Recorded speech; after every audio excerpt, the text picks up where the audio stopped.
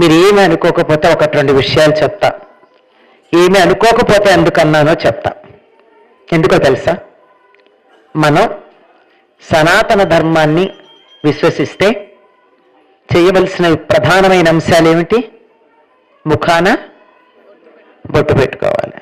రెండోది, మనిషి యొక్క విలువను తెలియచెప్పేది కట్టు, బొట్టు, జుట్టు. అందం కూడా దానివల్లే. ఏ తెగకి చెందిన వాళ్ళు అనేది తెలిసేది దానివల్లే. అడ్డబొట్టు పెట్టుకున్నారా, నిలువు బొట్టు పెట్టుకున్నారా, గంధం పెట్టుకున్నారా, సింధూరం పెట్టుకున్నారా, చాదు పెట్టుకున్నారా, ఇవన్నీ బట్టి వాళ్ళ విషయం తెలిసిపోతుంది. ఇంట్లో అశుభమా శుభమా అన్నది కూడా ముఖం చూస్తే చెప్పేస్తాం. అది పెట్టుకోవడం వల్ల ఇదేదో హిందూ మతానికి చెందిందని అనుకుంటున్నారా? కాదు. అది పెట్టుకోవడం వల్ల ఏం జరుగుతుంది? ఇక్కడ పిట్యూటరీ బాడీ అనేది ఉంటుంది శరీరంలో.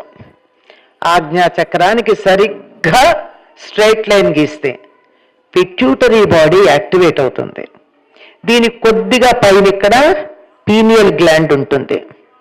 ఈ రెండింటికి కనెక్షన్ రావాలి అంటే, ఇది వచ్చి మళ్ళీ ఆజ్ఞాచక్రం దగ్గర ఇక్కడ కలవాలంటే, ద హయ్యర్ ట్రయాంగిల్ ఏర్పడాలంటే ఇక్కడ దీన్ని యాక్టివేట్ చేయాలి.